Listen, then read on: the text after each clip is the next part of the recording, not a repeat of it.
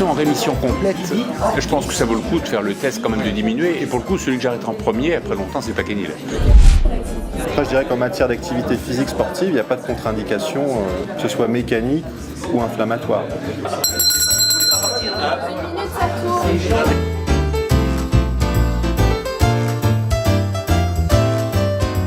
La fabrication de la vitamine D se raréfie avec le vieillissement de la peau. Alors pour répondre à votre question, on a d'autres données qui sont plus rassurantes, mais qui sont également critiquables d'un point de vue méthodologique. Le message qu'il faut retenir, quand vous avez une PR qui est sous méthotrexate et les augmentations des transaminases, premièrement, est-ce qu'il n'y a pas un foie gras? Deuxièmement, quelqu'un qui va mal, il bouffe du paracétamol, il bouffe des ANS, et ça c'est connu pour augmenter les transaminases. C'est vrai que pour ce qui est des biomédicaments, c'est que de l'injectable. Donc tant qu'il y a des stocks visibles, faut pas lâcher le pied sur la colchicine à visée préventive.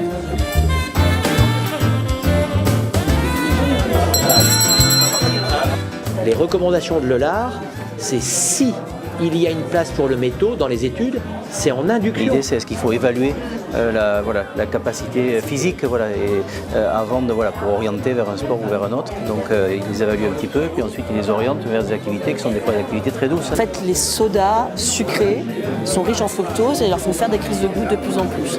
En fait, c'est vous en première ligne, est-ce que vous en voyez de plus en plus ou pas? En fait, c'est ça qui est intéressant aussi à savoir.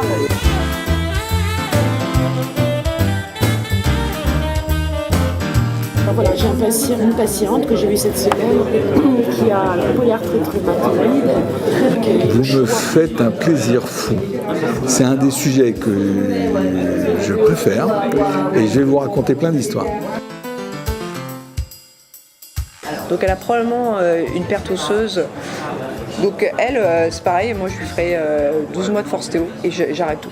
Je dis pas que c'est le modèle qu'il faut copier parce que il est imparfait et pour le coup ça te prive. Mais je pense qu'il y a une vraie réflexion à avoir à ce niveau-là.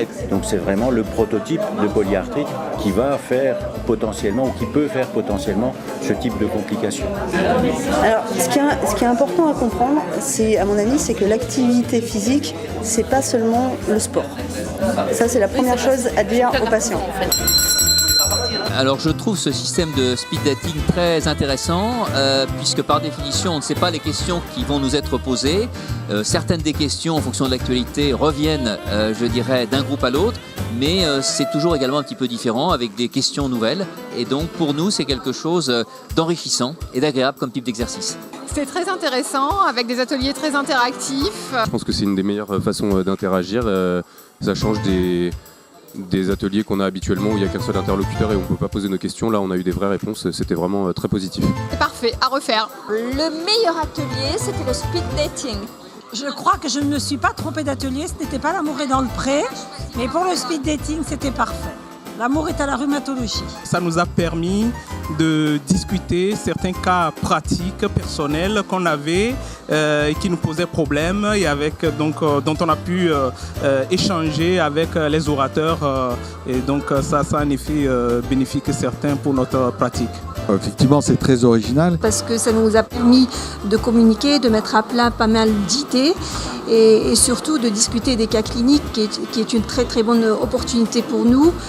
Surtout pour moi qui suis un peu toute seule au niveau des Alpes de Haute-Provence, de trouver autant de professeurs qui peuvent répondre à mes questions, c'est un très très bon plus. Toujours de rester dans des thématiques qui sont des thématiques du quotidien et encore une fois ce concept s'y prête énormément. Parler rapidement avec des professeurs, d'avoir leur avis et d'avoir une synthèse très, très rapide et des échanges, j'ai trouvé très très intéressant. Puis de pouvoir avoir une rotation avec trois professeurs différents, c'était très enrichissant. Je trouve ce concept assez original et tout à fait intéressant. C'est vraiment intéressant de pouvoir justement bouger de groupe en groupe.